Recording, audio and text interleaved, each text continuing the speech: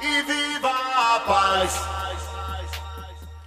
E eu tenho uma grande honra, na verdade, de anunciar aqui o próximo palestrante no palco. Ele que é especialista em educação física e qualidade de vida, cofundador e diretor de pesquisa do sistema Holistic Training e é também instrutor da Mente Ronin. Eu poderia ficar mais um tempo aqui, passeando pelos títulos que ele agregou ao longo da vida, mas, sobretudo, o próximo palestrante é um grande amigo meu. Eu gostaria, então, de chamar o vídeo aqui dessa pessoa que eu admiro muito.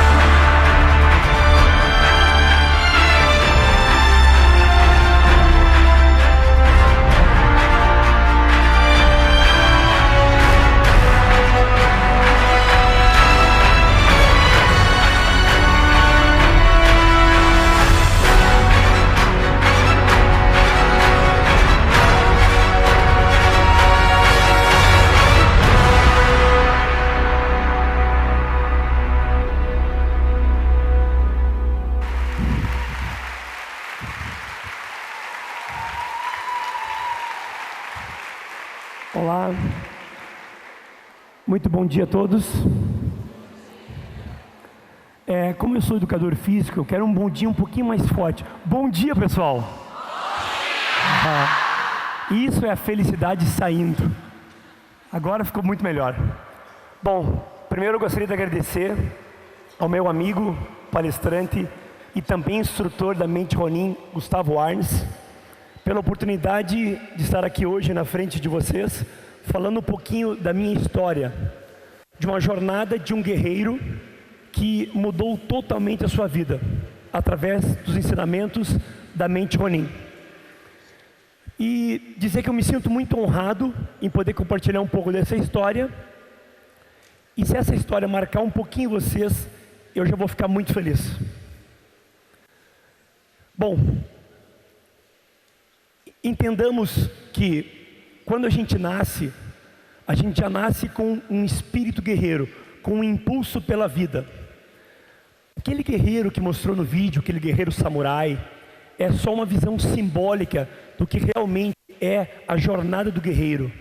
A jornada do guerreiro sempre é uma jornada interna, uma jornada de autoconhecimento, onde você vai trilhar um caminho para que você possa ter essa felicidade plena e constante na tua vida. E a Mente Ronin proporcionou isso para mim, e eu vou tentar passar um pouquinho para vocês isso. Esse bebezinho que vocês estão vendo no telão, ele já nasce puro, ele nasce pleno. É um espírito de luz que veio à Terra para passar um pouquinho da sua luz. Entendo quando eu falo a palavra espírito, eu não estou falando de nenhum tipo de religião. Eu estou falando de uma força criadora, porque nós, seres humanos, podemos criar as coisas. Nós temos esse potencial de, inclusive, mudar a nossa vida, mudar o direcionamento da nossa rotina, do nosso dia a dia. E esse bebê, ele nasce com uma força criadora, com instintos que buscam a sobrevivência. Ele quer sobreviver. Junto com esses instintos de sobrevivência, vem o medo. Então nós somos uma forma ambulante de instinto e medo. E a gente vai crescendo, os nossos primeiros professores são nossos pais. E os nossos pais nos ensinam a ser alguém. Eles nos dão um nome, eles nos dão uma religião. Nós nascemos numa cidade, nascemos num estado, num país. Nascemos para o mundo. E a gente aprende com os outros a ser alguém. Foi assim que eu aprendi. Eu aprendi a ser alguém com os meus pais. E a gente ensina os nossos filhos como? filho, se você for nesse caminho aqui, você vai ganhar um presente. O meu, no caso, era sempre uma sobremesa. Eu sempre gostei muito de chocolate. Então, filho, se você fizer corretamente isso, você vai ganhar um chocolate. Se você fizer algo errado, um castigo. Não vai ganhar um chocolate. Então eu fui aprendendo na minha vida a dar muito valor à comida, que é algo instintivo. Então na minha primeira escolinha, eu já sentadinho, comida do governo, linda e maravilhosa, me serviram uma sopa de feijão. Gente, eu comi aquela sopa de feijão como se fosse o último prato da vida. E eu olhei para a moça da merenda, a tia Neuza, e falei, tem mais? E ela me trouxe naquele dia 3 pratinhos. Aí, porque eu aprendi que comer fazia bem, né? E tinha que comer bastante. Os antigos não falavam isso. Que bonito aquele bebezinho redondinho, todo gordinho, né? Bem bonito depois. Vamos ver o que vai acontecer. Vamos ver o que acontece aí para frente com esse bebê. Bom, na escola, a diretora viu que eu comia bem. O que ela fez? Pega o menino e coloca aqui no meio da gente. Me colocaram no meio dos professores. Então eu me senti pertencente a algo. Eu falei, nossa, a comida vai me levar num belo lugar, hein? Se eu já estou aqui sendo o máximo, estou no meio dos diretores, comendo, e ela sempre dizendo, comam que nem o Danielzinho. Danielzinho é tão querido, olha como ele come bem, olha como ele gosta da comida do governo. E, seguindo aquilo da comida, aquilo começou a ser um problema para mim. Eu comecei a desenvolver uma certa obesidade infantil. E aquele espírito guerreiro de criação que nasceu, ele foi sendo encoberto por alguns condicionamentos. Eu comecei a aprender tudo com o meu pai e com minha mãe, e o que eles entendiam por vida, essa era a vida. Então, a mente Ronin vem como um resgate desse espírito guerreiro. Esse menino depois ele sai e vai para uma outra escola, com a seguinte mensagem do meu pai. Meu pai senta na minha frente, uma criança de 5 anos, e diz o seguinte, filho, vou te colocar agora numa escola particular, porque eu não tenho herança para te deixar. A única herança que eu posso deixar é a educação. Então você vai estudar. Só que como é uma bolsa que você ganhou, porque eu trabalho na escola, eu sou professor da escola, você precisa tirar as melhores notas. Você precisa tirar acima de 8. E não pode brigar com ninguém. Se acontecer alguma confusão, você está passível de perder a tua bolsa. Um pequeno fardo por uma criança de 5 anos. De um lado, essa crença do meu pai, que eu ia ser expulso se eu fizesse alguma coisa errada, me fez ser um belo de um estudante. Eu estudava muito bem, porque eu não podia tirar nota inferior. Eu não lembro de nenhum dia que a minha mãe fez lição comigo. Eu fiz tudo sozinho. Só que, por outro lado, a crença de que eu não poderia brigar, adivinha quando você não pode fazer alguma coisa? Parece que você faz, né? O que aconteceu? Eu comecei a sofrer muito bullying nessa escola. Um bullying pesado. As crianças me chamavam de, ó o gordinho aí, rolha de poço. A melhor deles, a mais criativa, como é que o Danielzinho faz para colocar o cinto com bumerangue? Esse era o retrato que eles tinham de mim. Então, através desse bullying quanto ao meu peso, eu precisava pertencer àquele grupo. Eu queria pertencer, da mesma forma que a comida me fez pertencer ao grupo de professores. O que eu fiz? Eu falei, eu vou ter que ser o legalzão. Então eu era muito legal com todo mundo, sempre me dava bem, muito passivo. Lembro que no esporte, na escola, eu jogava bola, ou pelo menos tentava jogar bola. Eu sempre era o último a ser escolhido. E onde é que eles me colocavam? No gol. Eu falei, mas por que no gol? Eu quero ser protagonista, eu quero fazer algo. Não fica no gol porque você é grandão, é mais difícil da bola entrar. Bullying como esse foram acontecendo. Eu precisava me libertar um pouco desse bullying. O que eu fiz?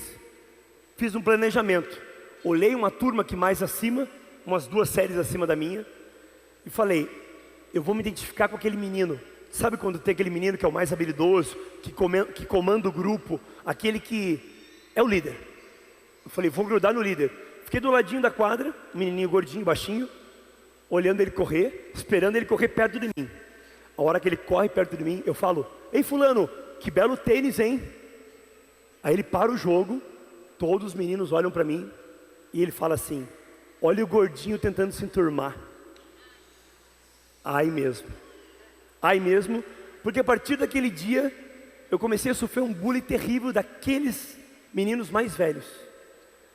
Por 2 anos eu apanhei, todos os dias, saindo da escola.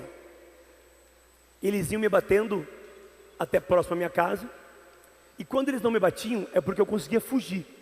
Então eu me via sempre como esse menino, olhando por uma fresta, e tentando buscar uma escapatória daquilo. Eu tinha muito medo, eu senti o medo no corpo. Vocês já sentiram o medo? O medo não começa com um tremor nas pernas e vai subindo, e daí te falta o ar, e às vezes você fantasia que aquele dia eles vão te matar. É mais ou menos assim que o medo funcionava comigo. O que eu fiz? Fui apanhando todos os dias. Os dias que não apanhava eu fugia. Eu cheguei num ponto que eu não tinha mais como recorrer, porque eu não recorria ao meu pai, à minha mãe. Então eu me acostumei com aquele sofrimento. E parece que as coisas não são por acaso e não são mesmo. Eu nunca tinha pedido para ir no banheiro no meio de uma aula. Aquele dia eu pedi, posso ir no banheiro? A professora pode. Eu descendo as escadarias da escola, quem que vem subindo a escada? O meu algoz, aquele menino que parecia o legalzão. Eu descendo as escadas, quando eu enxerguei ele, eu já comecei a colocar a mão no corrimão, como um cachorro assustado eu fui me encolhendo, eu fui me contraindo, eu fui descendo, e ele veio subindo sarcasticamente falando, vou bater no gordinho, vou bater no gordinho. Chegando próximo a mim, ele me deu um soco nos meus órgãos genitais, eu desci rolando pela escada e caí lá embaixo. Lembro de correr para o banheiro, entrar dentro do banheiro, fechar a portinha, e eu tinha muita raiva. Aquela emoção que me tomava conta era raiva. Eu tinha vontade de fazer algo, mas eu não fazia. Eu estava preso. O que aconteceu? Alguém entra no banheiro. Como menino, eu abri a portinha e espiei quem era. Quem vocês acham que entrou no banheiro para fazer xixi? O menino. O menino entrou. Eu não pensei, gente. Eu abri a porta e eu me grudei no pescoço dele por trás e dei um mata-leão nele. Isso aqui é um mata-leão. Depois eu fui descobrir que era um mata-leão e eu caí no chão com ele. Depois daquele momento, alguns flashes aconteceram na minha cabeça. Ele deitado, eu sendo puxado pelos professores para um canto, os professores correndo, ele desacordado, e eu sentado, a única coisa que passava pela minha cabeça era, eu matei um menino, acabou a minha vida. E adivinhe, não aconteceu isso, graças a Deus. Ele voltou, e a partir daquele dia passou a me respeitar.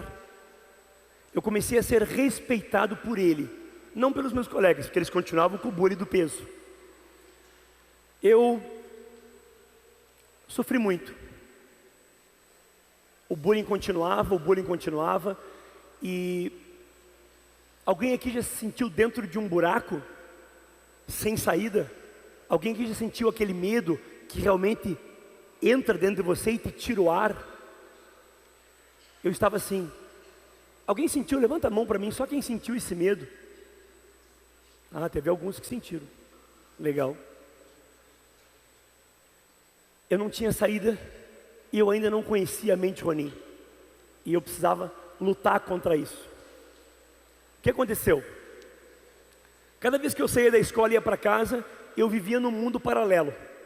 Porque daí eu entrava dentro do meu quarto, ligava o rádio, colocava aquela rádio de música romântica, e a música romântica começava a tocar, e eu ficava me imaginando o gato da escola, sabe? Aquele que emagreceu, que fez a revolução na sua vida. Tem muito isso na internet hoje, né? As pessoas botam antes e depois. É eu revolucionando a minha vida, emagreci, e aquela gata, aquela menina linda, que era uma vizinha minha, porque eu tinha uma escolhida, eu sempre sonhava com ela. Ela vinha de encontro a mim, e a gente ficava junto. Eu me imaginava também, às vezes, um surfista, que crava a prancha na areia e fica assim esperando. E de repente vem a mulher linda e fala, oi, oi. Tudo isso eu imaginava. E numa dessas imaginação, eu estou escutando a música, estou escutando o rádio, e de repente toca a música que mexe com o meu coração.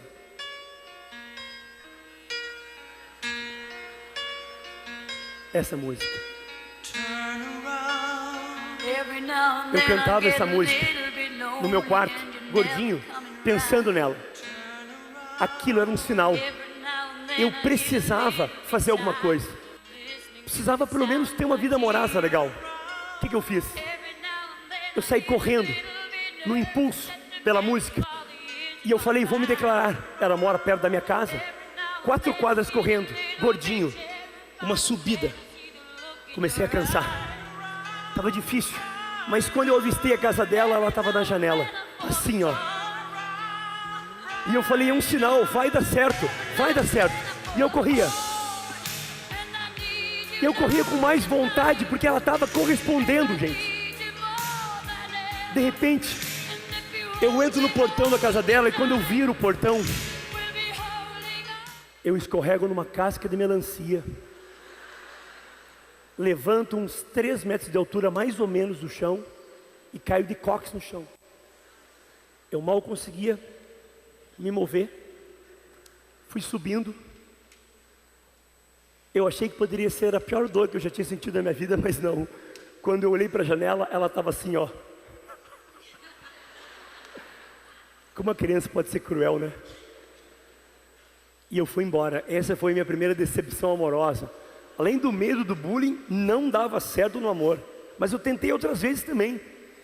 Com um pouquinho mais de idade, eu cheguei numa festinha, dei aquela checada, sabe aquelas festinhas americanas? Vocês são todos jovenzinhos, não passaram pelo tempo da festa americana. Eu passei.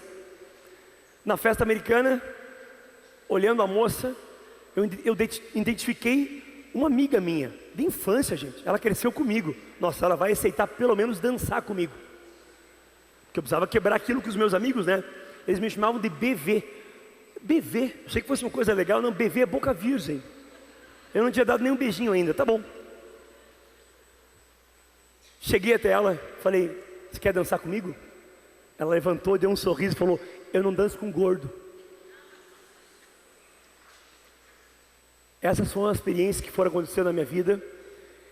E eu precisava achar alguma coisa para mudar essa realidade.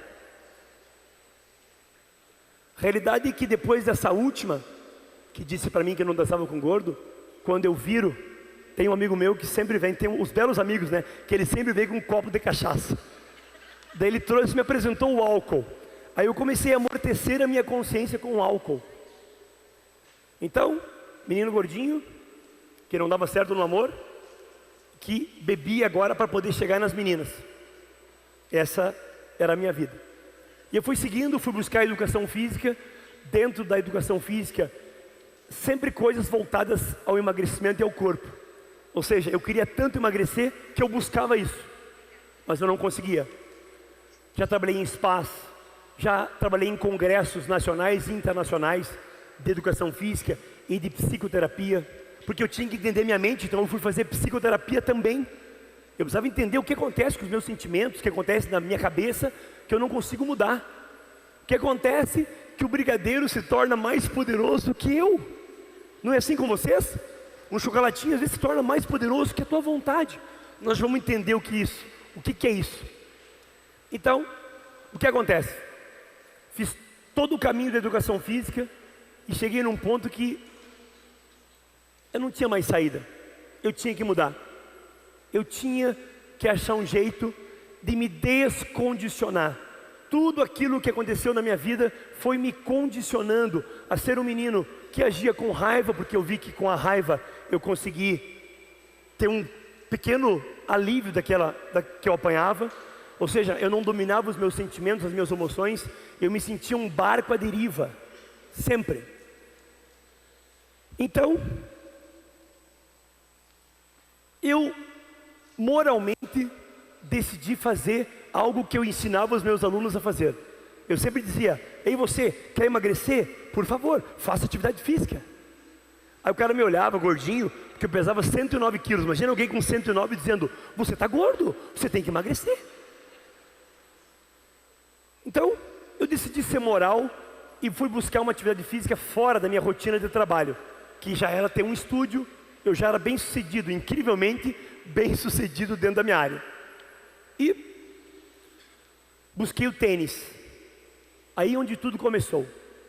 No tênis, ao ar livre, saibro, o contato com a natureza, com as pessoas, foi muito legal. Mas eu era um menininho aquele que corria atrás das bolinhas. Eu era quase um boleirinho, porque eu não tinha muita habilidade. Comecei a jogar com 35 anos, então eu corria muito. Daí o professor dizia: você não precisa correr tanto atrás das bolinhas, vamos jogar. Eu, não, eu estou aqui para emagrecer, preciso correr, preciso me movimentar. Eis que numa tarde de sol, quem que aparece na minha vida? Akbar. Eu conheço o meu mentor naquele dia. Eu chego no tênis, vejo aquela personificação do Roger Federer. Não sei se você conhece o Roger Federer, mas ele é um cara ele é um lorde. Ele fala 8 idiomas, é um cara que se veste bem, você não vê ele brigando em quadra, é realmente a postura de um cavalheiro. Eu olhei para aquele rapaz, porque para mim parecia que ele tinha uns 7 anos a menos do que eu. Não, ele era 7 anos mais velho do que eu, conservado no formol. Que eu olho para ele, o tênis dele limpinho, meia tudo certinha, camisetinha combinando com o calçãozinho. E eu todo errado, gente. Tênis rasgado, meia toda esgarçada, aquela camiseta GG, sabe que você fica dançando dentro dela, porque eu tinha que me achar magro. Então eu comprava sempre o GG. Começamos a jogar. E eu acho que pela primeira vez um desconhecido chega para mim e fala: você tem uma garra muito grande. Você é um cara incrível. Eu falei: será que ele está me paquerando? Cara incrível, nunca vi esse cara na minha frente. E ele sempre dando palavras positivas para mim. Sempre falando: olha, o teu gesto vai soltando mais. Você é um cara muito tenso. A tua vida sempre foi assim? Você tem que lutar sempre muito para conquistar as coisas? Eu falei: sim. Aí lembrei de uma crença do meu pai. Olha os pais aí, como os pais são importantes. Meu pai dizia: filho, se você não trabalhar um monte, você não vai ganhar dinheiro. E eu acreditei nisso. E eu trabalhava das 6 horas da manhã às 22 horas, de segunda a sábado. E com os ensinamentos do Akbar, eu comecei a mudar a minha forma de ver a vida. Com os ensinamentos da mente Ronin, eu comecei a entender mais o meu corpo, eu comecei a entender mais o que acontecia comigo. E ele repetia sempre essa frase para mim, uma frase de Buda: maior do que aquele que vence a 1000 homens em batalha é aquele que vence a si mesmo. Eu precisava vencer todos aqueles condicionamentos, tudo aquilo que eu acreditava e que eu pensava ser o Daniel. Eu precisava vencer isso. Eu precisava parar de olhar para fora, esperar a aprovação dos outros para ser alguém. Eu precisava ter a minha aprovação. Eu precisava ser.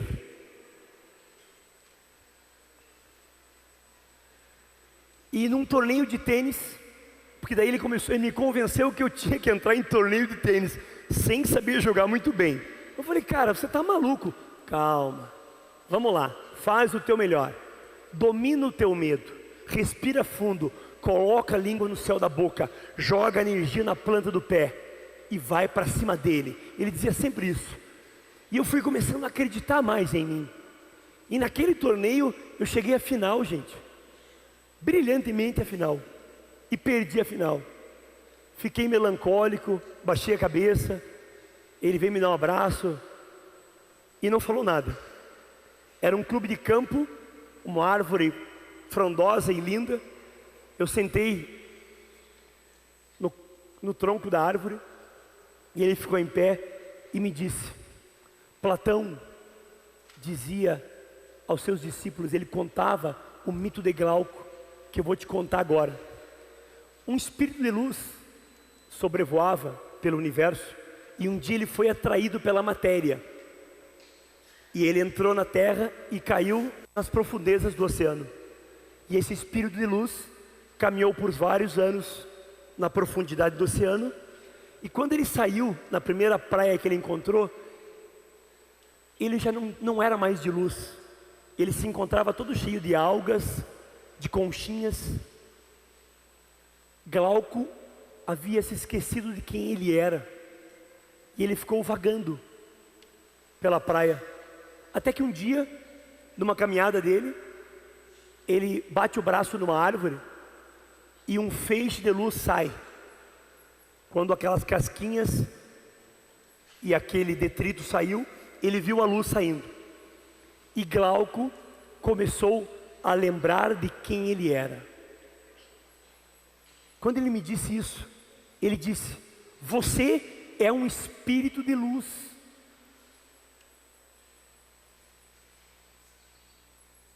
E eu comecei, você pode tudo o que você quiser nessa terra. Você tem todo o potencial. Aquele bebezinho nasceu com todo o potencial divino. Você só precisa acreditar nisso. E a partir daquele dia, eu comecei a acreditar num potencial espiritual que existia dentro de mim. E eu me deparei com a verdade da mente Ronin. Eu entendi que o Ronin, como vocês viram no vídeo, ele é o homem, mulher, onda, que como a água é um espírito que flui livre pela vida. É um espírito que não tem mestre nem discípulos. É um espírito que comanda a sua própria existência. Ele é o seu próprio mestre. Por isso que a batalha sempre vai ser interna. No tênis nunca é eu contra o outro que está do outro lado da rede. Sempre é eu contra eu mesmo. Eu contra os meus medos. Eu contra as minhas carências. Eu contra aquele vazio. Eu sempre buscando a felicidade e nunca encontrando. Quando eu parei de buscar a felicidade, eu encontrei a felicidade. Não fora, mas dentro de mim. E não é uma felicidade fugaz. É uma felicidade constante, que hoje pulsa dentro do meu peito. E a mente é a nossa ferramenta para que tudo isso possa acontecer. A mente é o que sintoniza esse eu espiritual com a matéria. A mente é o que materializa tudo. Por isso que se você pensar que você é um derrotado, você vai se materializar como um derrotado. A mente é a chave. E quando você toma consciência dessa mente, quando você tem consciência, você vira um observador. Você começa a observar as coisas. Você começa a observar a vida com outros olhos. E você começa a dominar a matéria. Você começa a dominar a vida. Você começa a fluir. Então, o guerreiro que pesava 109 quilos, chegou a 77 e começou a ser campeão de tênis. Como você fez isso? Esse peso que eu tinha eram as cascas, era a minha forma de me defender do mundo. Porque para me defender eu precisava ter mais lastro. Eu comecei a controlar a minha alimentação, continuei fazendo a minha atividade física. Eu descobri a diferença entre desejo e vontade. Descobri que o desejo, isso que você sente, tem alunos que chegam para mim e falam assim: nossa, eu estou com uma vontade de comer um chocolate, eu falo, meu querido, você não está com vontade de comer o chocolate, você está com desejo. É mesmo, é, porque o desejo é instintivo. O desejo é o desejo pela comida, é o desejo de sempre colocar substâncias a mais dentro de você, para sobrevivência. Está ligado ao sobreviver o desejo. Enquanto que a vontade é totalmente espiritual. A vontade é simplesmente você dizer, não vou comer o brigadeiro, e não comer. Essa é uma força interna que nós esquecemos.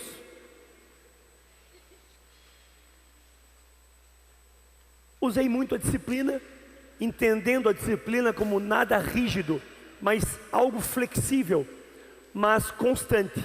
Eu precisava ter disciplina e fazer as coisas bonitinhas como deveriam ser feitas.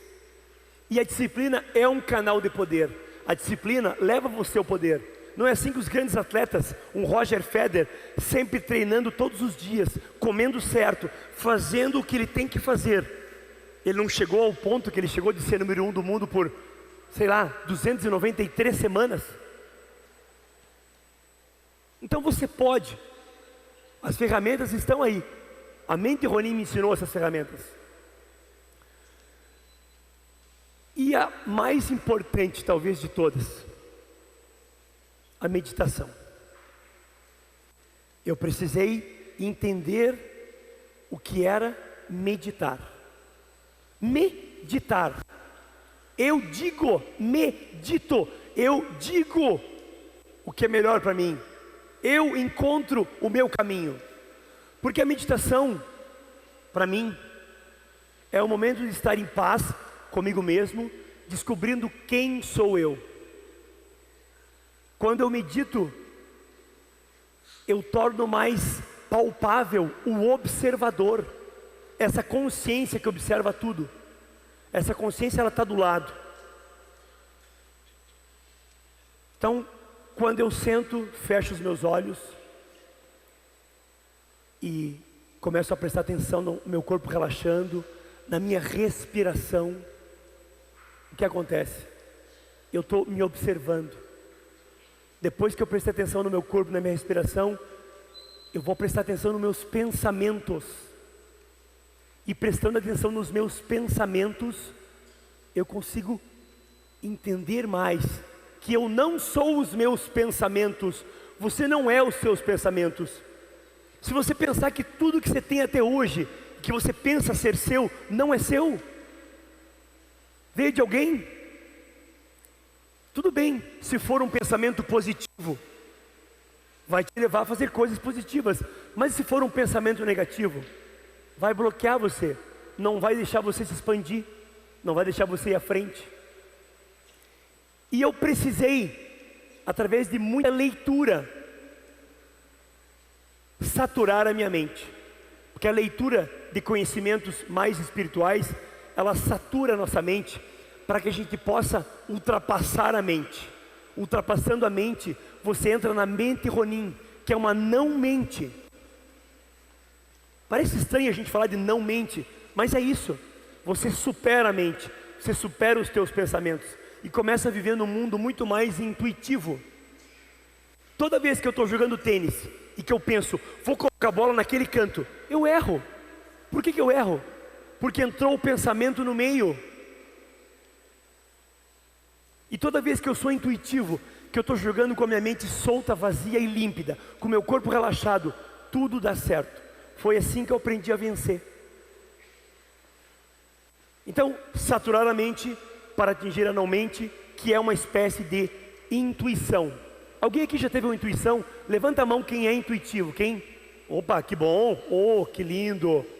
Gente, é isso que a gente busca, a intuição. Sabe quando você entra no carro e está indo para o teu trabalho e de repente algo diz para você, vira à direita, vira aqui, e você vira à direita. Fez um caminho diferente do que você faz todo dia. Você chega no trabalho, ai que bom que você está bem. Teve um acidente agora aqui na esquina, morreram 10 pessoas. Eu sei que fui dramático, né? 10 pessoas morreram. Que acidente, caiu um prédio em cima dos carros. Não.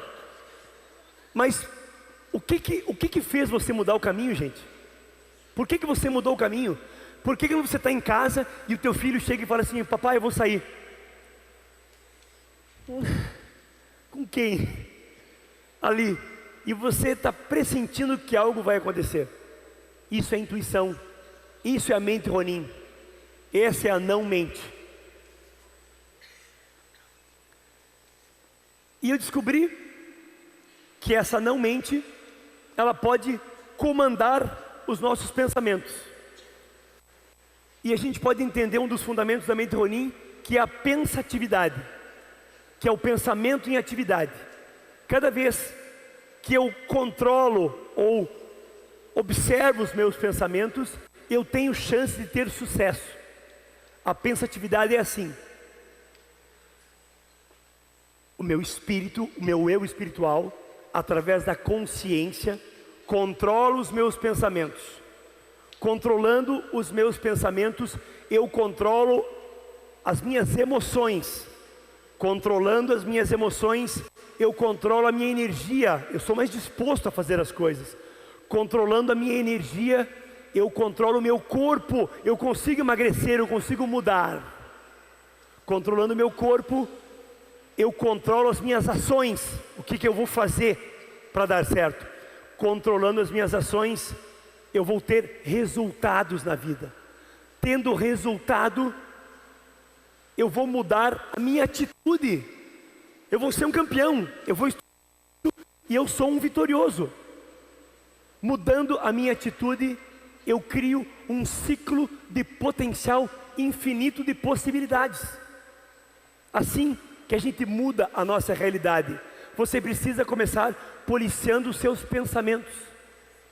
Os alunos falam para mim: hoje eu não fui às 6 horas da manhã, porque eu acordei, aí eu falei assim: nossa, eu mereço dormir mais um pouquinho. Alguém faz isso aqui? Alguém liga o despertador e aí desliga, aí mais 5 minutinhos. Gente, você está se enganando. O que você deve fazer? O que eu ensino eles? Eu falo: meu querido, minha querida, vamos fazer o seguinte: quando você acorda, já acorda assim, ó. Sai da cama que você não vai ter coragem de deitar, sem pensar, e vai lavar o rosto. Se puder cantarolar um pouquinho, isso é felicidade. A vida já começou bem. Mas não, você tem que colocar assim: mas eu mereço. Claro que merece, é óbvio que merece.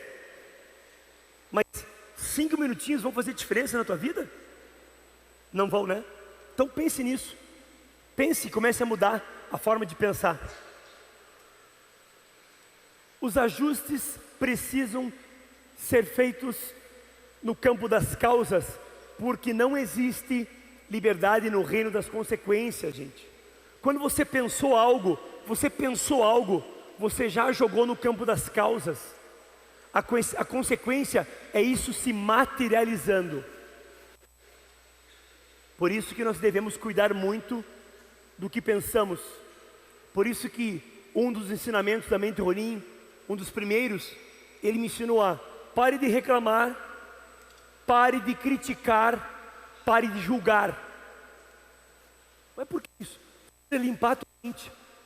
Você precisa sair disso, sair desse espiral descendente de ficar sempre jogando para o mundo a culpa de tudo. Por isso que a visão é a visão de um guerreiro. Um guerreiro não se acovarda, um guerreiro ele luta. E eu tenho certeza que todos aqui são guerreiros. Você pode ter se esquecido disso, mas o teu espírito é de um guerreiro. É de alguém que não tem medo da vida e que abre o peito e enfrenta a vida de peito aberto.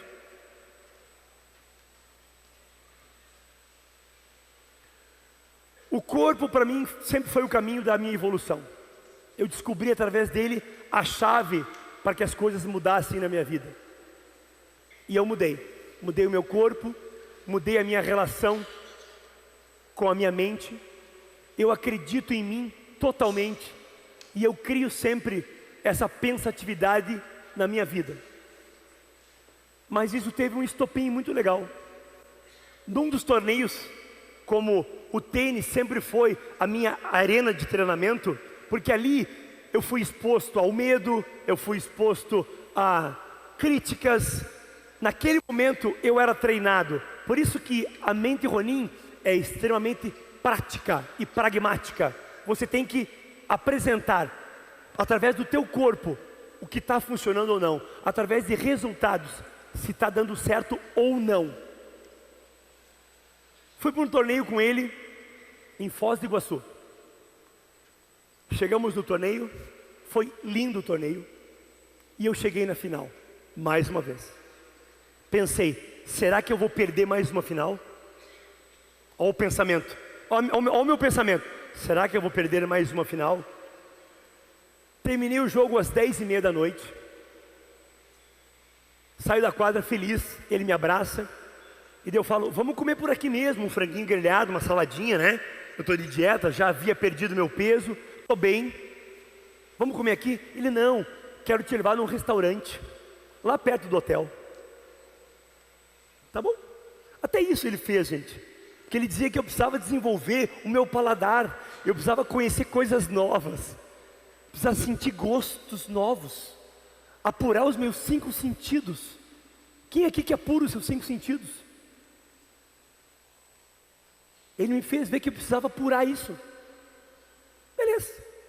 Acreditei nele, em direção a esse restaurante. Ficava a 2 quilômetros do hotel, o restaurante. Já eram 11 horas da noite e eu comecei a ficar nervoso, porque eu tinha um jogo no outro dia, e a minha mente estava dizendo, você vai perder o jogo, você vai perder o jogo. E eu caminhando, com bastante ansiedade na frente dele, chegamos no restaurante, pedimos a comidinha, eu comi em 5 minutos, kafta devia estar deliciosa, porque foi muito rápido, eu não consigo lembrar. Comi, fiquei sentadinho e ele assim comendo. Um lorde, porém eu não tinha tempo, lorde.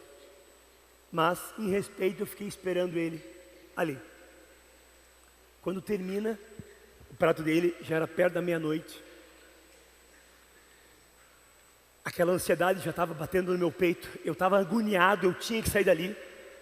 Aí eu falei, vamos voltar para o hotel agora? Ele disse, nossa, esqueci um par de chinelo na última vez que eu vim aqui, no outro hotel, vamos comigo buscar? Eu falei, não, você está de brincadeira comigo. Onde fica o hotel? Bem pertinho. Bem pertinho dele era mais 2 quilômetros. Eu saí assim, na frente dele, caminhando esses 2 quilômetros. Que nem um tudro, um animal curvado. Quando eu estou mais ou menos a uns 20 metros de distância dele, ele grita assim, ô seu idiota!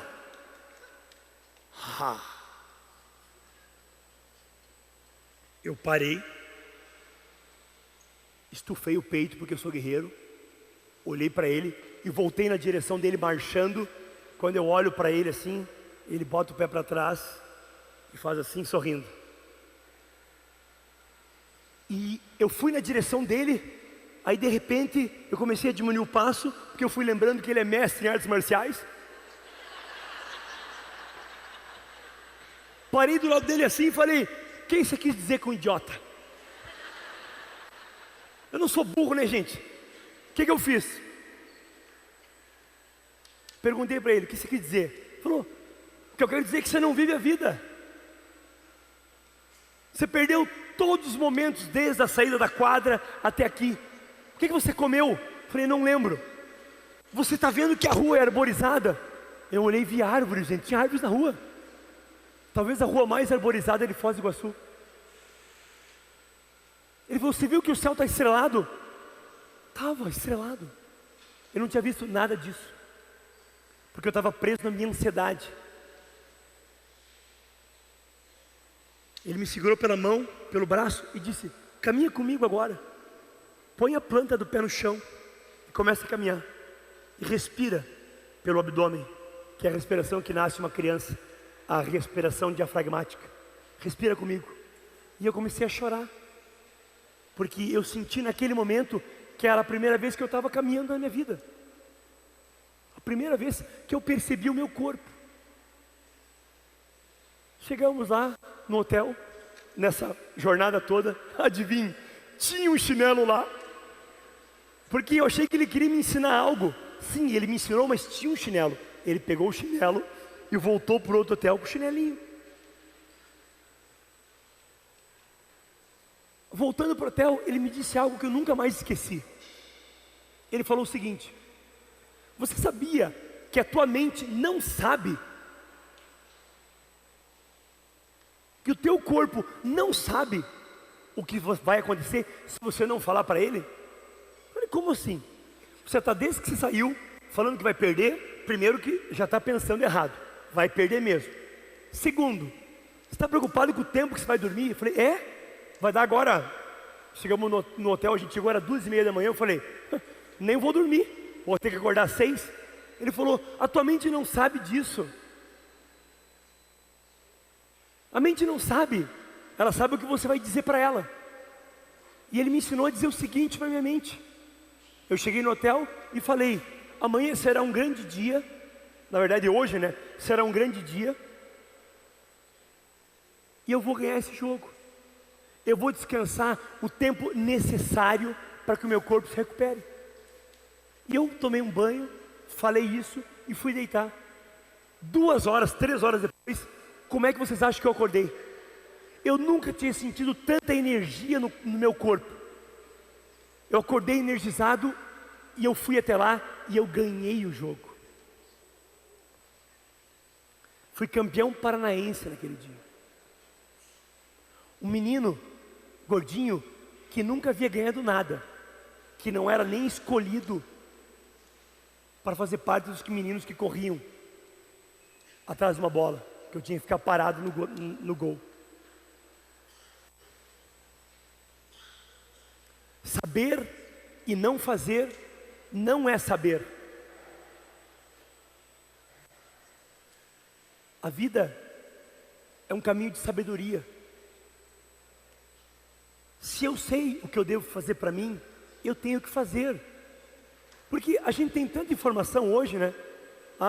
Estudos de Harvard, estudos científicos que dizem que comer bem e ter um corpo legal é bom para você. Por que a gente não faz? Se a gente sabe, a gente está lendo que é importante. Por que a gente não tem a força? Porque você esqueceu do teu espírito. Você esqueceu desse guerreiro que habita aí dentro. E eu vim hoje aqui para tentar lembrar vocês desse guerreiro. Então, faça o que deve ser feito. Quando você se propõe a fazer algo, você faça. E é claro que esse guerreiro, ele ainda teria a maior prova da sua vida.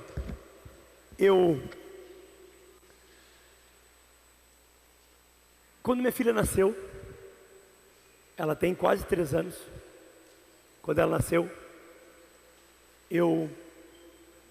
foi um momento de consciência plena, porque antes dela nascer, eu estava esperando ali, com uma pequena ansiedade, mas saí esperando ela, porque a ansiedade é normal a gente ter um pouco, a gente não pode ter muita. Eu olhando, esperando ela nascer, e a minha cabeça funcionando assim, nossa, quanto será que vai custar a faculdade dela? Gente, ela não tinha nem nascido ainda, eu estava preocupado quanto que eu ia pagar da faculdade. Não é assim? Eis que de repente nasce a Helena. E todos aqueles pensamentos que o Gustavo chama de pensamentos trem, todos aqueles pensamentos, eles sumiram.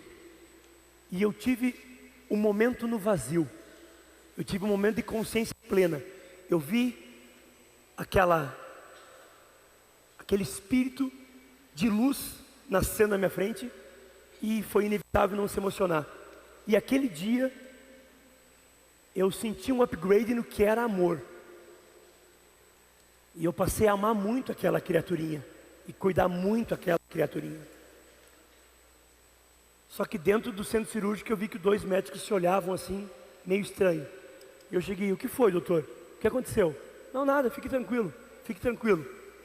Só vai fazer um examezinho no coração dela. Hã? Só vai fazer um examezinho no coração dela? A Helena havia nascido com furinhos no coração. CIA e CIV. E o tempo foi passando porque eles acreditavam que pudesse fechar. Em algumas crianças fecham, mas não fechou. E ela teve que fazer uma cirurgia cardíaca. Eu e minha esposa não contamos nada para ninguém. A gente apenas foi até o hospital, Pequeno Príncipe, aqui de Curitiba. Preparamos ela, sentamos na sala de espera e eu vi a minha pequena entrando no centro cirúrgico. Os pensamentos que eu falo para vocês, eles começaram a assolar minha mente. E se você perder o grande amor da tua vida? Cadê o teu chão? O que vai acontecer com você? Eu lembro de respirar, tentar bloquear aquele pensamento, mas o sentimento era mais forte e buscava outro pensamento. E eu sentado em meio a esse sofrimento, em meio a não saber o que vai acontecer, eu olhava para o lado da minha esposa assim, implacável. Por isso que eu admiro as mulheres. Ela é implacável assim do meu lado. Daí ela me olhava e dizia assim: vai dar tudo certo. Tá tudo bem. E por um momento eu fechei os meus olhos e lembro de ter feito a coisa mais difícil que eu fiz na minha vida.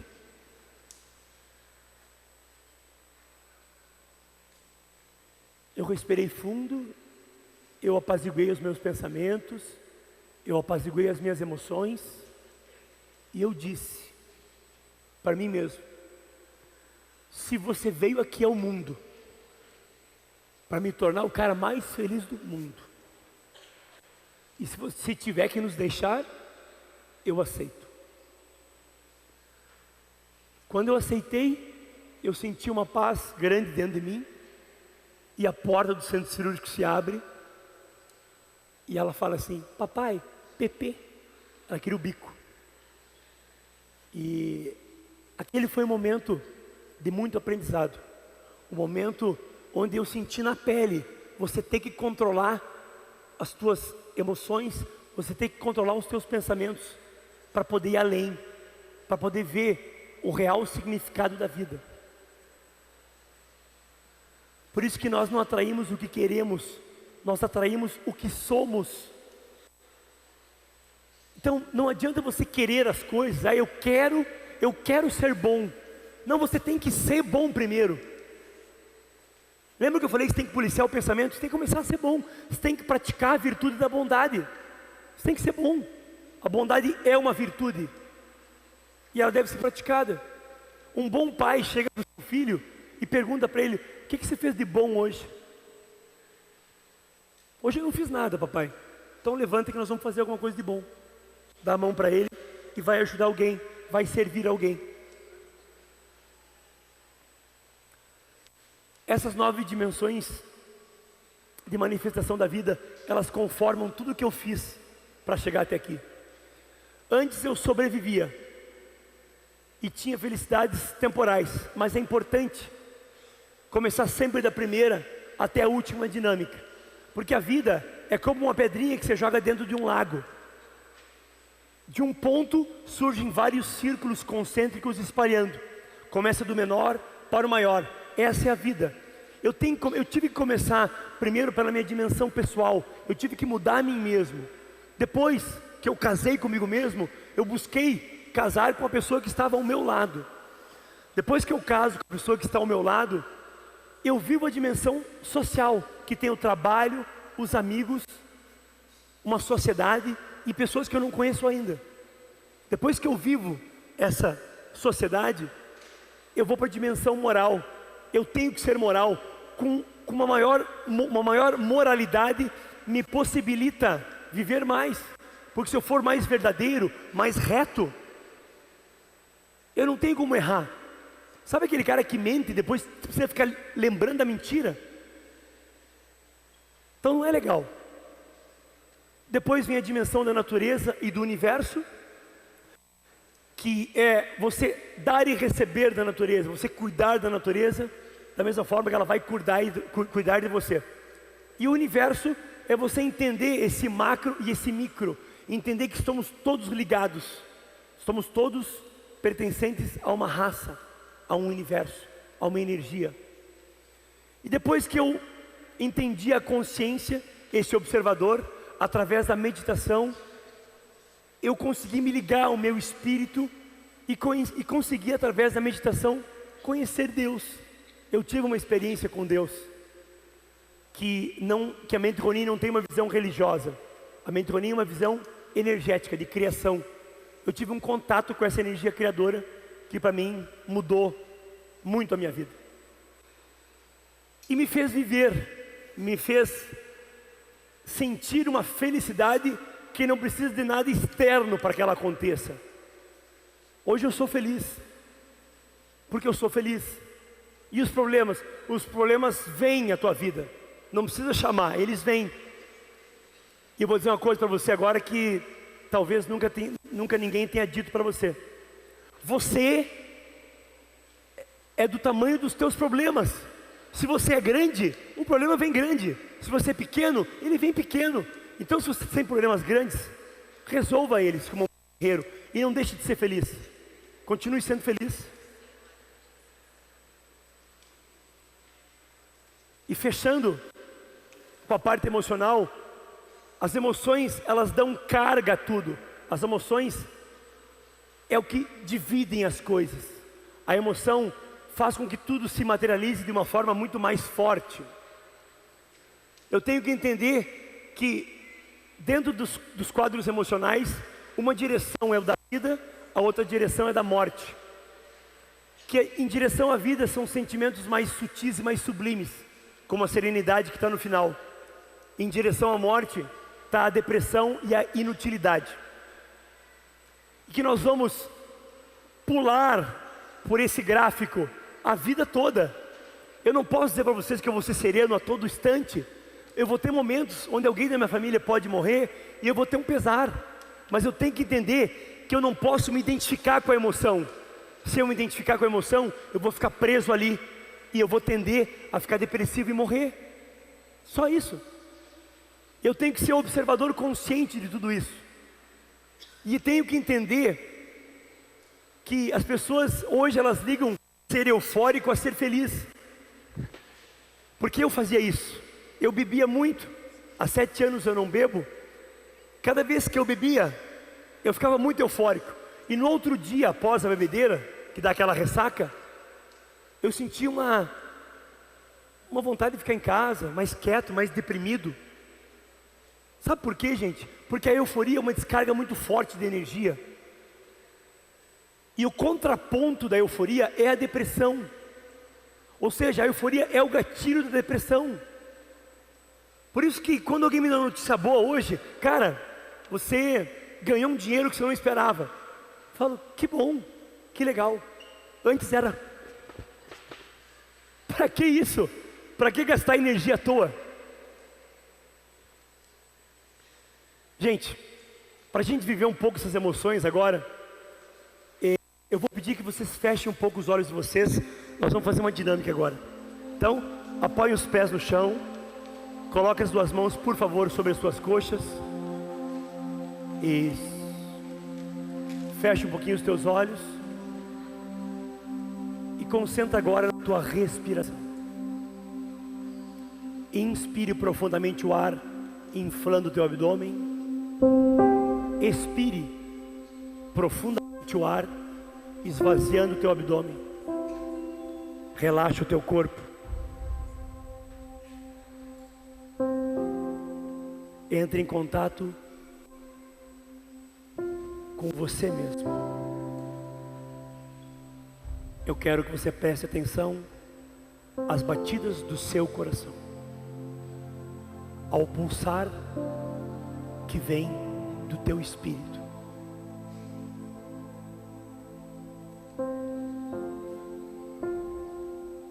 Pulse. Pulse.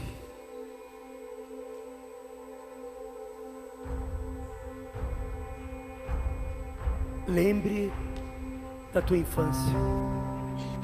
Lembre dos momentos em que você brincou na chuva. Lembre dos momentos em que você se sentia vivo pelo simples fato de respirar.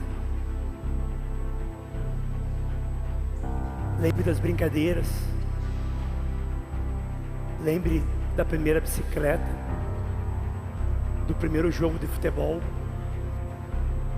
Lembre dos primeiros amigos, verdadeiros amigos.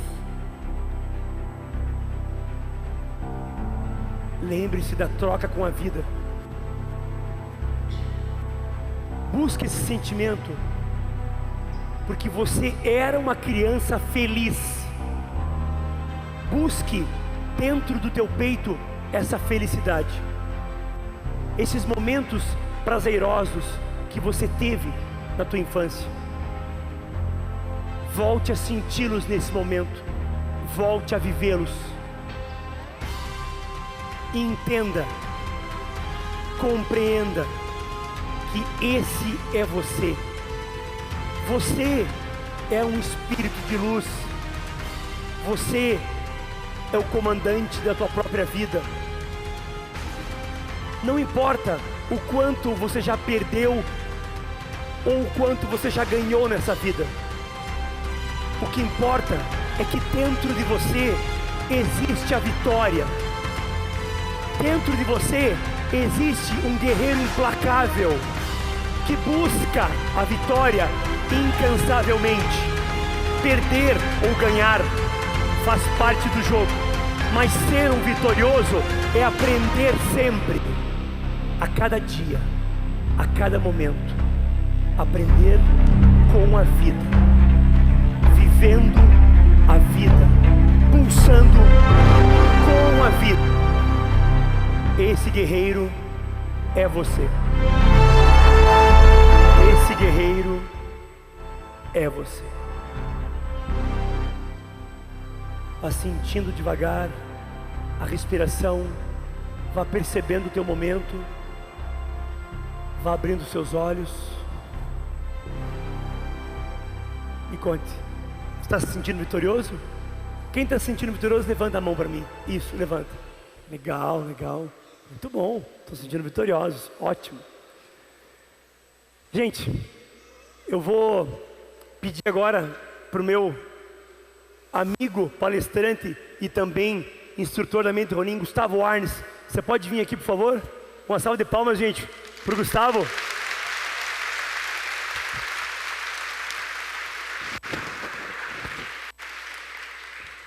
Obrigado, Daniel. Obrigado, Daniel. Foi incrível a tua fala aqui. Obrigado. Eu também fui mentorado pelo Akbar, também tive a minha vida profundamente impactada pela metodologia da Mente Ronin. Me tornei instrutor da Mente Ronin e esses livros, eles me ajudaram demais nessa caminhada. Então, como uma forma de agradecer, como um presente, eu e o Dani quisemos disponibilizar para cada um de vocês um dos títulos da série da Mente Ronin que vocês estão recebendo nas suas sacolas. E eu espero...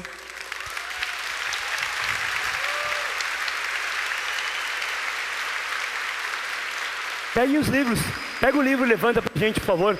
Só pra gente tirar uma bela foto. Tire os livros de dentro da sacola e mostra pra gente. Isso. Cada um com um título.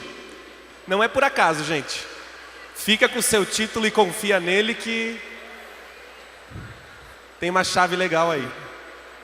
Espero que esses livros possam contribuir para a jornada de vocês, tanto quanto elas contribuíram para a minha.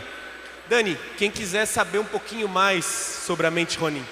Então, gente, nós temos um stand da Mente Ronin, que está aqui logo à direita de vocês, na saída.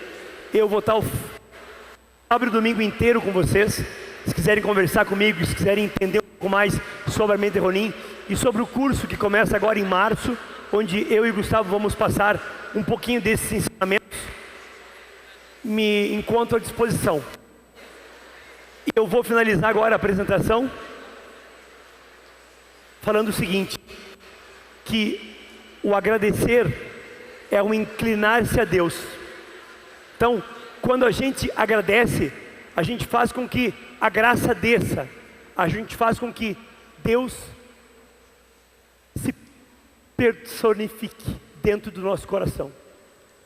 Então, eu quero agradecer ao Gustavo, quero agradecer a Mente Ronin, quero agradecer a minha esposa e toda a equipe que tornaram possível estar aqui hoje, e agradecer a cada um de vocês, e dizer para vocês que o agradecer não é um inclinar-se à frente, o agradecer é um olhar para cima, e abrir o seu peito, e falar através do teu coração, para que a luz que existe dentro do teu coração possa iluminar as pessoas, iluminar mais o mundo. Então, gente, muito obrigado.